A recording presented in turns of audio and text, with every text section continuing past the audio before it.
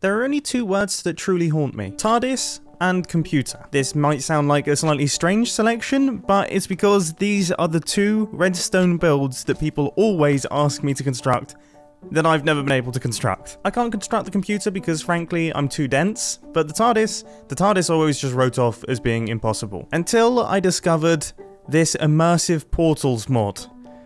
Now this still hurts my brain quite a bit because, I mean, this shouldn't happen, and most importantly, it shouldn't happen so smoothly. I mean, it doesn't make sense to me how I can just transition from one dimension into the other, and I can look around, and I can see stuff, and things are moving in here. If I switch my difficulty to normal, look, things will actually spawn in the nether, and I will be able to see them moving. Look, that ghast over there, I can still see that ghast. He's still flying around. Look, there's a magma cube. This is some weird wizardry. I have done a little bit of testing to find out if skeletons can shoot me through the dimensions, and I seem to have broken some things. And the answer is no, by the way, which is good because otherwise ghasts would constantly be blasting you. Anyway, let's stop getting sidetracked by this rather wonderful mod. I really can't take myself seriously with this arrow sticking out my face. It is now time to build a TARDIS, and I can easily build a TARDIS making use of this. Exteriors in the overworld, interiors in the nether, redstone systems inside, everything's going to be fun. Let's find a part of this world that is considerably less ugly, which I would say I have done. Now it's time to actually start work on constructing the TARDIS. And I have to say, this might actually be quite challenging. Yeah, it's tough. Minecraft doesn't exactly lend itself to building structures like TARDISes.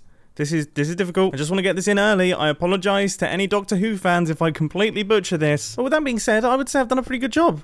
I mean, don't get me wrong, it's not quite the colour that you would expect a TARDIS to be, but there's only about 3 blue blocks in Minecraft, like properly blue blocks. So instead, I decided to go with this stuff, the warped stairs and the warped wood, just so we can actually get stairs and slabs and trapdoors in. And I'd say it's actually worked out quite nicely. The exterior is the part that I was truly worried about. Now it's time for the fun stuff. First things first, we need to make a key system which will allow us to open up these doors. Now, I know that you could open them by hand, we're just going to pretend that that can't happen. Now, originally I was going to make it so that you throw the key onto the floor, but now I'm thinking we could make use of the space behind the portal and have almost like a key submission system where we throw it into the back of the TARDIS. That definitely seems like the best idea to me. It is a little bit tight when it comes to space, but I think I should be able to make it work just about. The only thing that is proving to be a bit of a challenge is getting the key back to the player after they've put it into the TARDIS, and I'm thinking we just send it back into the nether.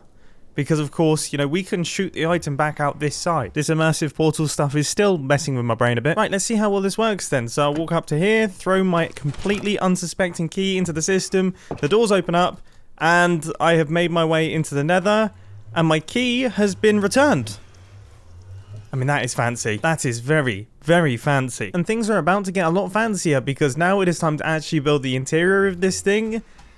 And this is another element that I'm actually quite scared of. I mean, I'm going to take some creative freedoms here. I'm going to do my own style. If I was to make the TARDIS, this is what I would make it look like. So this is the colour scheme that I was originally planning on going with, but then I decided to swap it all out for orange blocks.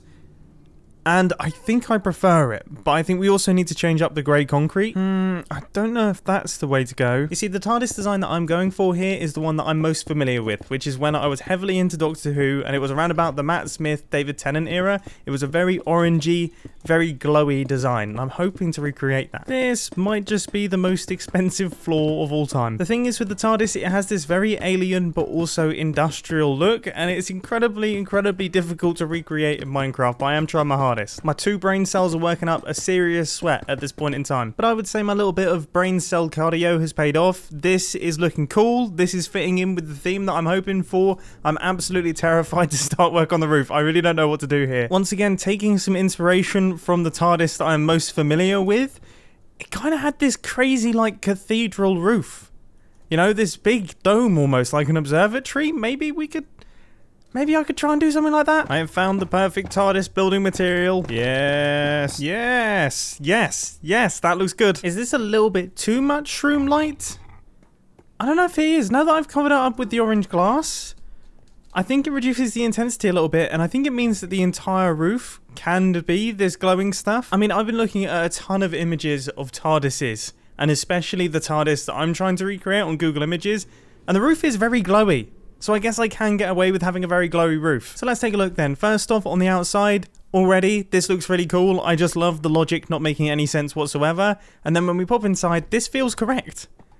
This feels like how I would feel if I actually went into the TARDIS, I feel like. I said feel way too many times there, but the point still stands. I've tried adding some electrical wires and some pipes and things, and already it's just a big no. Right, should we actually crack on with some redstone work? I've done a little bit more work on the exterior. I've made it a tiny bit taller. It just had to be done. Okay, seriously, we need to do some redstone work. So the first thing that I think would be good is if we animated these beacon beams in some way. Not entirely sure how just yet. My first thought was making use of colors, but then I realized that actually the glass is made out of colored glass, so that wouldn't really work. So instead, I'm thinking about just turning them off periodically. So I've set up this little system right here. If I put some items inside, that actually works alarmingly better than I expected it to. I mean, I don't know if that's the effect that we want, but it's definitely something. It definitely feels like an electricity beam or an energy beam. Yeah, I think that's cool. And just to clarify, it still works when you're out in the overworld, which I think is insane. But coming back inside, I definitely think this control panel could do with a little bit of extra work and a little bit of extra detail added in. But I'm not entirely sure what just yet. Maybe just more switches and things to flick. This is exactly the sort of chaos that I had in mind. Yeah, this is perfect. We've got little screens. We've got little... These things, I don't know what they are, but they kind of fit the theme. Every lever under the sun has been installed in this area here. It's chaos, and that's exactly what we want. Now it's time to actually have the TARDIS activation sequence. Now I say we get smart about this and actually move some of the functionality away from the central control panel and add it into some of the walls. Now you're going to have to bear with me here.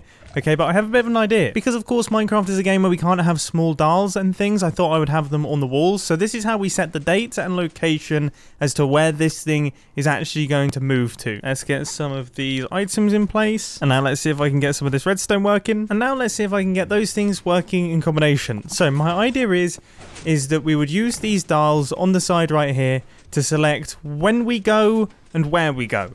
Okay, so these first dials are to select the day of the month. So we have the 10s. So let's say we wanted to go for the 23rd of a month. Then we go up to here. So that is in the 20 range. And then we go over to this area and we select number 3, which is right there. Now, if we wanted to go to, say, the 28th, then we would just dial it in like that. I've got to say, I'm relatively pleased with this system. I mean, it seems fairly intuitive. Right, let's get the year sorted. Or should I say the month? Yeah, the month's quite important. And that is now done and all fully functional. So there is March selected. That is June selected. All seems to be working well in that department. And also the year selector is done. And that's a tiny bit more complicated. Because there's so many options, it wouldn't really work in a traditional style of dials. So instead you have to submit each number. So say, for example, I want to go to 356 BC. First off, I have to select the BC selector, and then I select the number 3, so let's do that, and then hit submit, and it will be submitted into the system, and then I go up to the number 5, submit. That has been submitted, so we're now on 35 BC, but if I want to go to 356 BC, I submit the last one, and that is that. The year is now selected. Now, if I want to reset it, I just hit this button here. I think we can all agree that that's pretty cool. The location stuff is even more complicated than the year stuff. I mean, these are interdimensional coordinates. You kind of select them as you go, and they all combine to create their own unique coordinate. I mean, there's a lot going on there. It's too much for even my tiny 2 brain cells to understand. Let's give this thing a full test. So here we are at the outside of the TARDIS. Honestly, it feels like it's been an age since we've been out here looking at this thing. But here it is in all of its glory. And if we walk up to the edge here, chuck in this key. I said if we walk up to the edge here and chuck in this key, then that should open up the front doors and allow us to get inside. And I guess it goes without saying that the inside is considerably larger than the outside. Now, if you want to travel anywhere, of course, we have to set the time, date, and location. So I'm thinking we will go December the 3rd, 2010. So that's December selected. Right, we need to be in the noughts. So that's that. And then we need to be the 3rd, so that should do the trick. Let's quickly select 2010, so bam, bam, That's the 1, so we're at 201. And then another 0, and that should be 2010. Now, in terms of location, honestly, don't know how this works, so I'm just going to flick a bunch of levers and hope for the best. And let's go. So, boom. Cool. That one. Okay, and then the final one. Oh, dear. Oh, I've made a horrible mistake.